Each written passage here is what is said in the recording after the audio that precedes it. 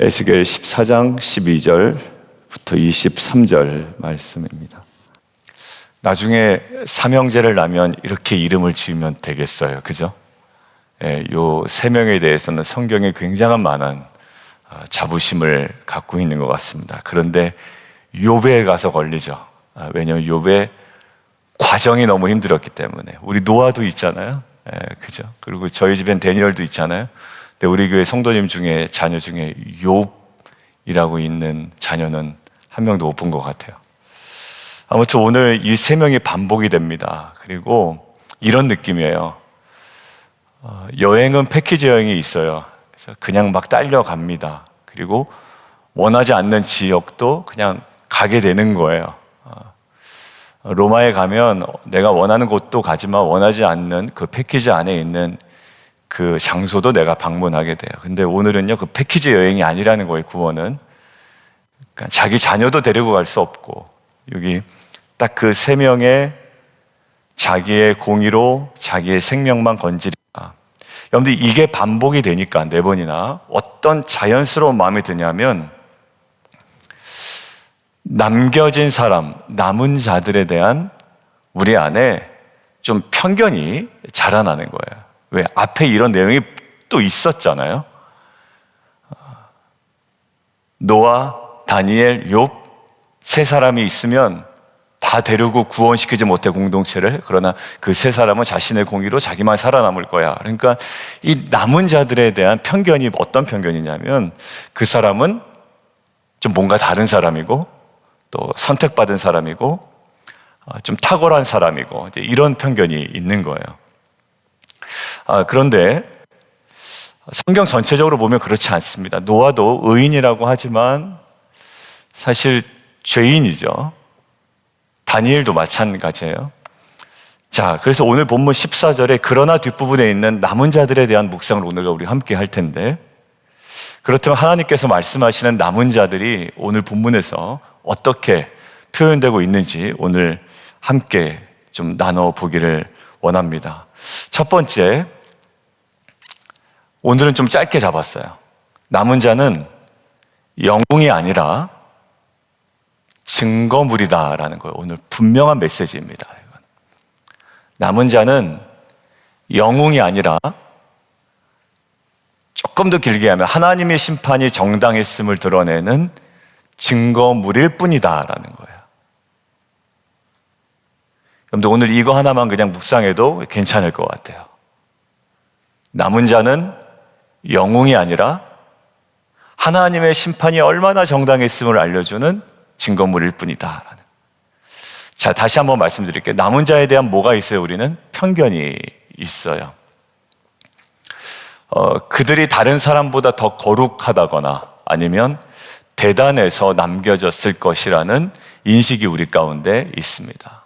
누구처럼? 노아처럼, 다니엘처럼, 욥처럼, 야, 남은 자들 얼마나 거룩했길래 하나님이 남겨놓으셨을까? 이런 마음이 우리 가운데 있습니다. 그런데 오늘 본문 22절을 함께 보세요. 자, 여기 가만히 보면 뉘앙스가 좀 이상해요. 남은 자들이 있을 거예요. 너에게로 나올 건데 그 너에게로 나오는 그 남은 자들의 행동과 수행을 가만히 관찰해 보면 고개가 끄덕여진다고요? 하나님의 심판이 무리가 아니었구나. 정당했구나. 하나님이 심판할 만해 했구나. 이게 깨달아진다라는 거예요. 그러면 다시 한번 설명해 봐요. 그 행동이 거룩한 행동일까요? 그렇지 못한 행동일까요? 당연히 그렇지 못한 행동이죠. 그럼 우리가 갖고 있었던 편견이 깨지는 장면이라고요. 남은 자들은 뭔가 우리보다 더 거룩하고 탁월하고 이런 자들인 줄 알았는데 아니, 그 사람들은 영웅이 아니라 뭐라고요? 하나님의 심판이 얼마나 필요했는지를 또다시 우리에게 보여주는 뭐다? 증거물이다라는 거예요. 그래서 첫 번째 대지의 제목이 뭐였죠? 남은 자는 영웅이 아니라 증거일 뿐이다라는 거예요. 첫 번째 대지를 정리하는데요. 오늘날 교회와 지금 이 시대를 살아가는 저와 여러분도 이 시대의 남은 자들이라고 생각이 들었습니다. 그러니까 남은 자들이에요, 저희가. 근데 남은 자들에 대한 정체성이 뭐라고요? 영웅이 아니라 증거일 뿐이라는 거예요. 우리는 이 시대의 남은 자로 살아갈 때 우리가 스스로 높아질 때도 있고 스스로 대단하게 여길 때도 있어요. 그리고 세상과는 다른, 야, 나는 너희와 달라 라는 자부심, 그러니까 하나님의 은혜에 대한 자부심이 아니라 나는 태생이 너와는 달라. 예전에 약간 유대인들이 이방인들에게 갖고 있었던 그런 태도를 취할 때도 있죠. 근데 오늘 남은 자들에 대한 정체성이 뭐라고요? 영웅이 아니다, 너네. 뭐다? 하나님의 심판이 얼마나 이 땅 가운데 필요했는지를 나타내는 또 다른 증거다라는 거예요. 우리의 연약함, 우리의 약함, 그 모든 것들이 말이죠. 그래서 우리가 택함 받았다는 사실에 스스로를 높일 수 없습니다. 그러니까 담임 목사는 뭔가 달라 보이죠. 야, 저 사람 뭔가 거룩하게 보이고 표정도 그렇지 않다라는 거예요.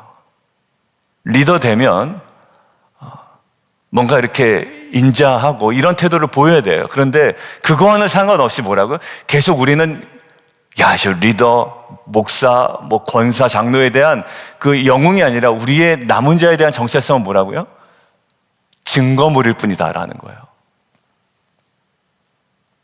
더 의로워서 택함 받은 것이 아니라 하나님이 저와 여러분을 통해 하나님의 뜻은 옳다.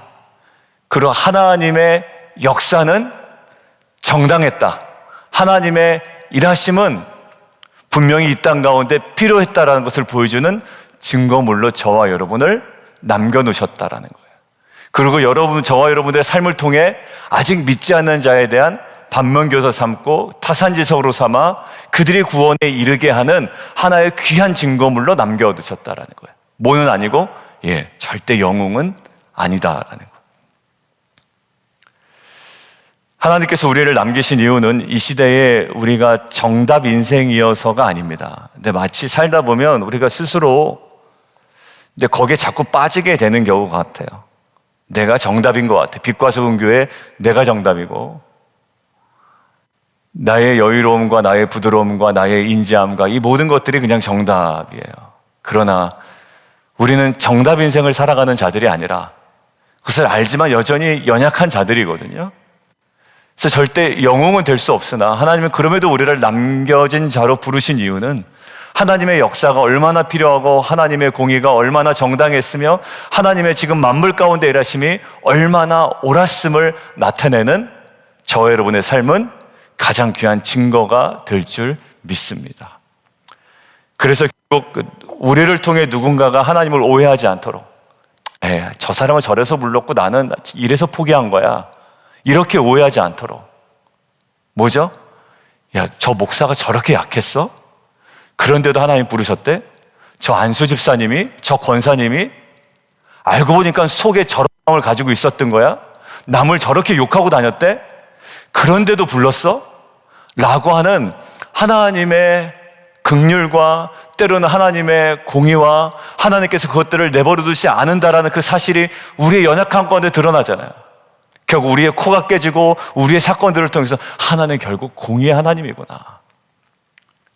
그러니까 하나님에 대해서 오해하지 아니하도록 그리고 하나님의 뜻이 더욱더 선명해지도록 저와 여러분을 남기신 줄 믿습니다. 그래서 우리의 실패도 우리의 회복도 우리의 눈물도 다 모든 사람들이 하나님의 뜻을 이해하는 도구와 증거물로 쓰임받는 저와 여러분 되기를 주님의 이름으로 축원드립니다. 그러니 부끄러워하지 마시고 또 숨지 마시고 오히려 그 모든 것들을 드러내세요. 그리고 가장 중요한 것 영웅이 아니기 때문에 우리가 겸손해야 될 것 같습니다. 그러니까 이제 예전에 양반 노릇하지 말라라는 게 있거든요. 그러니까 이제는 내가 신앙이 어느 정도 있고 이제 내가 이런 것까지 해야 되냐 이런 마음이 있는 거예요. 아니요, 우리는 누구 안에? 하나님 아래 머리 대신 주님 아래 똑같습니다. 유대인이나 헬라인이나 똑같아요. 넘어지고 같이 넘어지는 거예요. 근데 거기서 어떻게? 서로 일으켜 세워주는 거죠. 하나님이 이거 굉장히 싫어하시는 거고 하나님 보시기에 옳지 않은 것이며 하나님께서 일하실 만한 사건이야 라고 우리가 서로 격려하고 독려하고 겸손하게 세워져 가는 것, 서로가 서로에게 증거물이 되는 것, 이것이 남은 자들에 대한 사명인 줄 믿습니다. 그 서로를 넘어 이제는 세상을 향하여 우리 삶이 또 다른 증거물로 날마다 세워지기를 원합니다. 두 번째요, 남은 자는요, 아까 영웅이 아니라 증거물일 뿐이다 라고 했잖아요. 남은 자는 회복을 시작하는 위로의 사람이 정체성입니다. 마지막 절을 보세요. 너희가 그 행동과 소용을 볼 때, 근데 그 행동과 소용이 무엇이었는지 우리가 봤죠. 썩 그렇게 보기 좋은 행동은 아니에요. 근데 그것이 그들에 의해 위로를 받는다. 그리고 22절에서도 그 행동과 소행을 보면 하나님께서 예루살렘에 내린 재앙, 그 모든 일에 대하여 너희가 위로를 받을 거다. 이건 뭐냐면 납득이 될 거다라는 거예요. 납득이 될 거다. 근데 단순히 야, 그들이 벌 받을 만 했구나 라는 데 그치지 아니하고 그들을 통해 하나님의 회복이 시작되고 있다는 걸 느끼게 된다라는 거예요. 왜 그래요? 그들의 행동이 어땠는데요? 하나님의 심판받을 만한 행동인데 지금 이 사람들 어떻게 있어요? 남아있단 말이에요.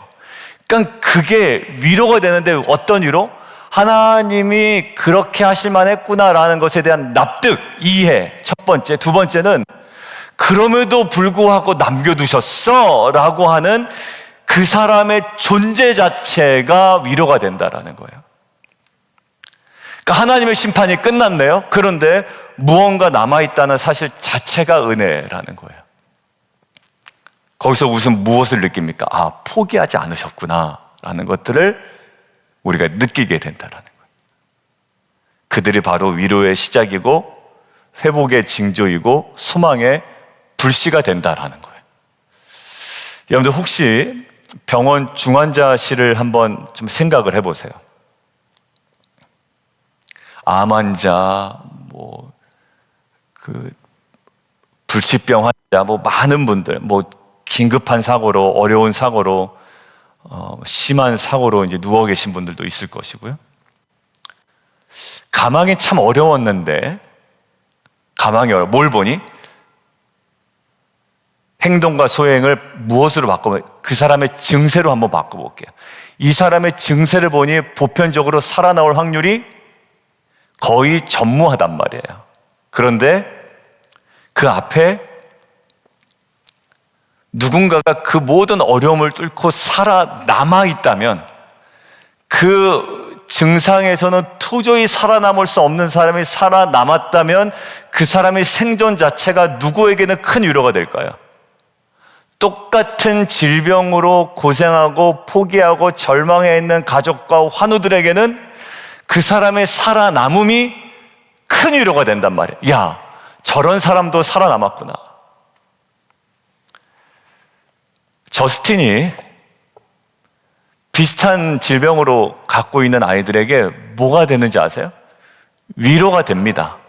소망이 되는 거예요. 왜냐하면 그런 아이들이 살다가 더 어려워지기도 하고 심지어는 생명의 어려움까지도 경험하는 아이들이 있어요.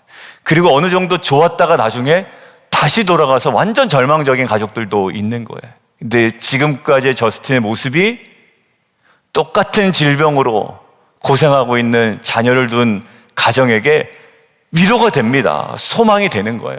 그리고 저는 영원한 위로와 소망이 되기를 기도하고 있어요. 우리 4년 전에 계속 기도할 때 저스틴 기도 제목도 계속 올려놨어요. 하나님, 우리가 눈에 보이는 장이 자라나게 하시고 계속 기도했잖아요. 여러분들 목회자지만 여기 장로님, 안수 집사님, 권사님, 집사님들 다 계시지만 여러분들 저와 여러분이 영웅이 아니에요. 근데 영웅인 척하면 안 되는 것 같아요. 목사니까 대단한 척하고 장로니까 안수 집사니까 권사니까 우리는 남은 자로서의 정체성은 이 고백을 계속하는 거예요. 집사님, 저도 넘어졌어요 라는 거예요. 성도님, 저도 넘어졌어요. 하나님 앞에 부끄러운 시간이 너무 많았습니다. 그러니까 병으로 따지면 저도 무지 아팠어요. 약간 이런 거예요. 저도 암환자였어요. 약간 이런 느낌이죠. 저도 넘어졌고 저도 하나님 앞에 너무나도 부끄러운 시간이 있었고, 그런데 하나님은 저를 포기하지 않으셨어요. 나 같은 자도 어떻게 하셨다? 남기셨어요 라는 고백. 그래서 지금 여기서 말씀 전하게 하시고, 교회를 섬기게 하시고, 또 찬양팀으로 반주로 또 많은 것들로 섬기기까지 하게 하셨어요. 여러분들 요거를 가만히 묵상해 보면 섬길 수 있다는 것은 큰 은혜죠. 아유, 집사님, 목사님, 권사님처럼 제가 안 돼서 못 섬겨요. 아니요, 집사님, 제가 창피한데요, 사실 제가 그랬던 사람이 아니에요. 단순히 술 먹고 담배 피고 문제가 아니라 제 마음속으로 정말 하나님을 전혀 영접할 수 없는 떠났던 자였어요. 오늘로 보면 남겨질 수 없는 존재였어요. 그런데 하나님 포기하지 않으셨어요.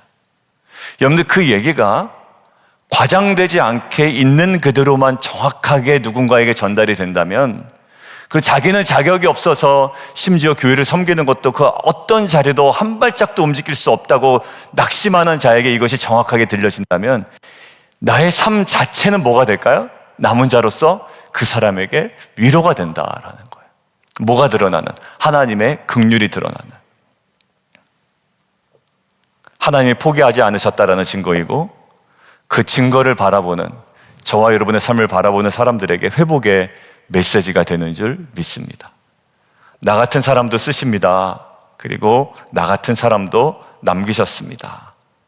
여러분 괜찮습니다. 집사님 괜찮아요? 하나님 아직 끝내지 않으셨습니다. 왜냐하면 아직 살아있잖아요. 왜냐하면 저희가 죽으면 끝나요. 그건 우리가 어떻게 할 수가 없어요. 근데 아직 우리 가운데 뭐가 있어요? 호흡이 있어요.